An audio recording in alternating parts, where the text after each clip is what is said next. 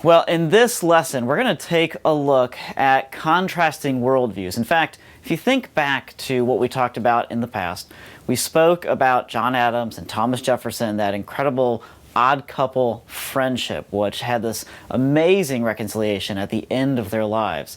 But one of the things that I hope you saw with that lesson was that they really came out of somewhat two different worldviews. However, they had enough in common, and they had enough of a common vision and common goal for where they wanted things to go, that they were able to have this incredible relationship. Well, the two different worldviews, you could look at them politically, say the Federalists on the one hand, that was Adams' party, or the Republican Democrats on the other hand, that was Jefferson's party, really began to morph into two much more significant worldviews.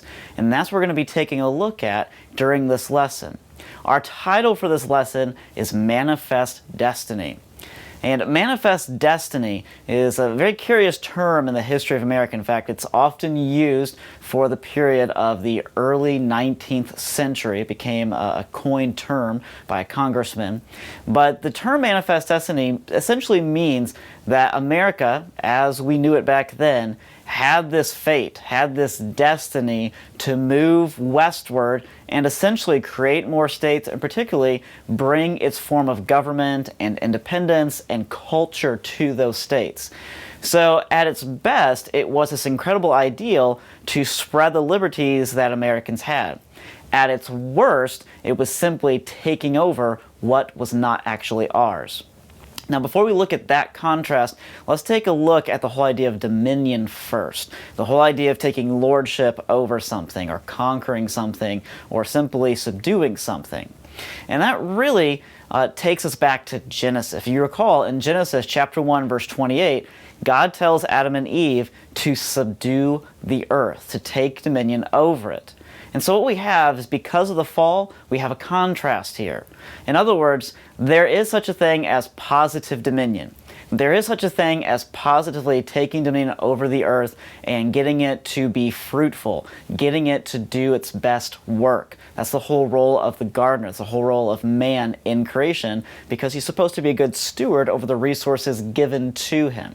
For example, foresters have realized that if they don't take care of the forest and manage it, the forest will more easily have fires, for example, or the fires will be more destructive. And so therefore, nature has to be managed. We have to take proper dominion over it, but that always implies certain limitations. Then, of course, there is a negative form of dominion. That is where you simply exploit a resource or exploit a people. That is more the whole idea of you conquer something that is not rightfully yours simply because you want it. And we're going to see both of these forces at work in the early history of America, and really all the way up until the present day, because it's the nature of man. It's the nature of what he was designed to do, which is positive dominion, and it's the nature of what he has fallen into, which is negative dominion. Now, there's two terms we're going to take a look at for this, and those are agrarianism, that's the positive dominion term that we'll use, and mercantilism, that's the negative dominion term. Let's take a look at mercantilism first. And for your notes, it'd be handy if you kind of turn this into a bit of a chart, because we'll have two columns, one on mercantilism and one on agrarianism. Mercantilism, in its most basic form, essentially is hoarding gold. In other words, the nations of the world who had this idea of being mercantilist believed, of course, that the best way to take dominion was through trade, was through business and military conquest if it was necessary. But the idea was you just want to amass huge amounts of money, particularly money in the form of gold or silver or copper. And so these nations put more stock in just the whole idea of money instead of what necessarily money could do, or really the quality of life. As a result, mercantilism tended to be a marriage between gigantic governments that were involved in many more areas of life than they're really supposed to be, as well as gigantic businesses, which didn't really think ethically about what they were selling or how they were selling it or to whom they were selling it, but thought simply in terms of profit. That's why John Taylor of Caroline, who we'll mention again at the end of this video, called mercantilism the marriage of paper, that being big government, and patronage, that being big business. But there's a few traits I want you to note about mercantilism. First of all, mercantilism is always defined by special interest. That means that a group of people or a group of businesses gets together and they decide that a certain law or a certain policy on the part of the government would help them with their profits or with the way that they want to live, whether or not it's right. And thus, they use their influence or even use their money to influence those people with authority to make the laws and the policies of the nation fit what they want. So it's defined by special interest. Secondly, when you're dealing with mercantilism, the way you look at the economy is almost always seen on a national level. In fact, this is how we often see it today. When we talk about the economy, we don't really typically think about how we spend money as individuals or as families. We typically are talking about the economy in terms of what's happening on Wall Street, what is happening with the stock exchange, what is Washington, D.C. doing in terms of financial policies, all that kind of stuff that tends to bore us and dull us to sleep. The whole point is this: in mercantilism, the economy is always seen in a political or national viewpoint. It really has nothing to do with you at home, it would seem. Another aspect of mercantilism, which you need to note, is that the government in mercantilism usually favors direct democracy. That's where essentially the people directly vote for all great matters and for all great representatives in power. So it's this whole idea, it seems nice on the surface that, oh, the people are deciding what should be done here. But in reality, when people vote for everything or choose all of their leaders, it tends to make it so that large groups of people, the majority, they always decide what should be done or what should be right. And those who have a minority opinion are usually excluded. And so when you have direct democracy, minorities are not properly protected. That's why the Founding Fathers did not design our government to be a direct democracy. It had that element in the way that we elect representatives. It has that element in things like the town council meeting. But when you look at the way we originally elected senators, or the way we still elect the president, or the way that Supreme Court justices are chosen, you see that our government is quite varied. It's not a simple, straight-up democracy. Another attribute of mercantilism is that the way that it measures success is typically based upon quantity. It's based upon how much volume or how much growth do you have. Are you experiencing greater profits? Are you selling more things to more people? That's how they typically measure success. Another attribute in mercantilism is how they view technology. Typically in mercantilism, technology is something you want to acquire. You want that new technological piece. You want that new tablet or that new computer just because it's out there and you want it to be yours. And so thus, technology is an end in and of itself. And finally, in mercantilism, the way that it usually viewed the whole concept of the American dream, that whole opportunity that we have been blessed with, is that the American dream is all about acquisition. It's all about acquiring certain things that you just expect to be yours, whether it be the home, the 2 cars, the boat, whatever it may be, it's all about acquisition. In complete contrast to this, we have a totally different form of dominion, a totally different worldview of how the U.S. should expand, and that is agrarianism.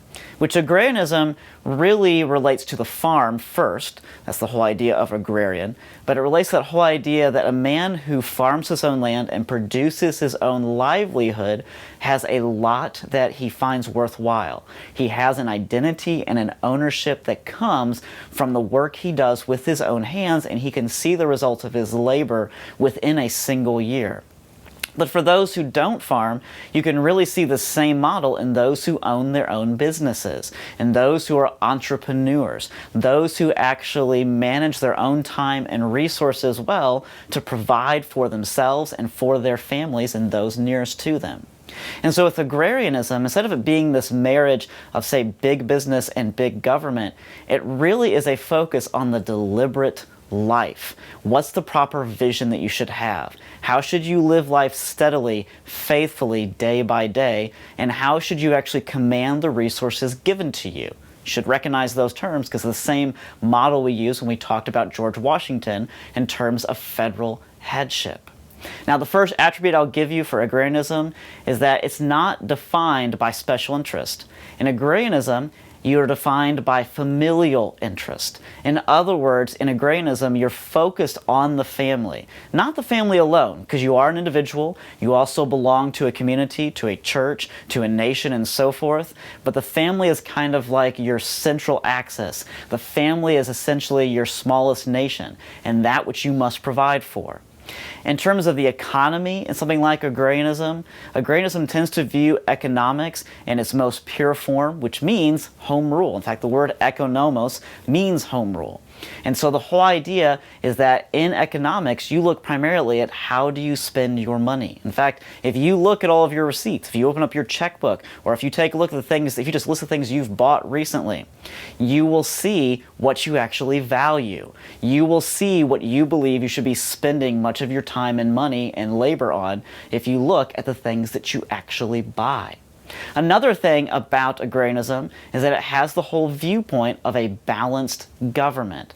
Instead of having a direct democracy where essentially the majority always rules, agrarianism tries to protect those who live in cities and those who live in rural areas or villages. Agrarianism tries to protect people who have a wide variety of opinions by putting in place a wide variety of the forms of government.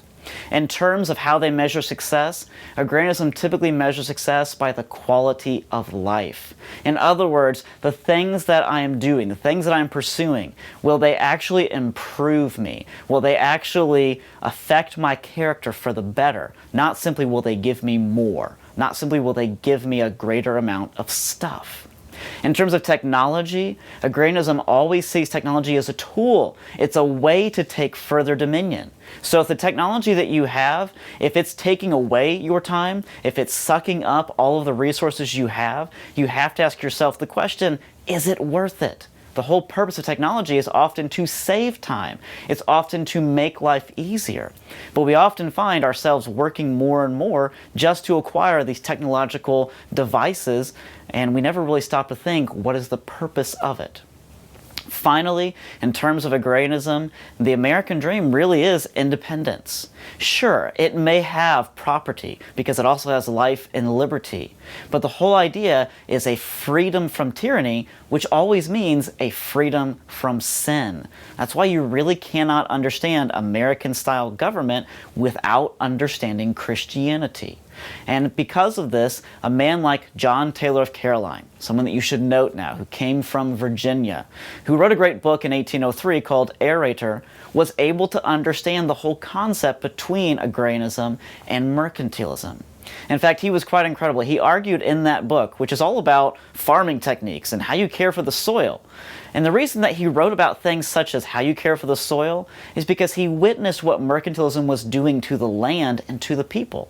In fact, he witnessed that many farmers were just abusing their soil or abusing the resources given to them to such a degree that those resources in that land stopped producing and they just moved west and did the same thing to a new plot. And so he argued that there had to be proper stewardship. And what's quite incredible is he says this. He says that there are two kinds of independence. The first kind is self-government. That's where you actually have virtue. It's where you actually rule yourself and provide for yourself. The second kind of independence is simply where you have particular taste. That's where you simply pursue pleasures. And what John Taylor of Caroline argued was that if you just pursue pleasures, you'll be a slave to those pleasures. But if you actually pursue virtue, then you'll be a slave to righteousness, which is, of course, the whole purpose and trajectory of Christianity. Now, keep these two worldviews in mind as we take a look at some of the tales and the history we're going to unpack throughout this lesson.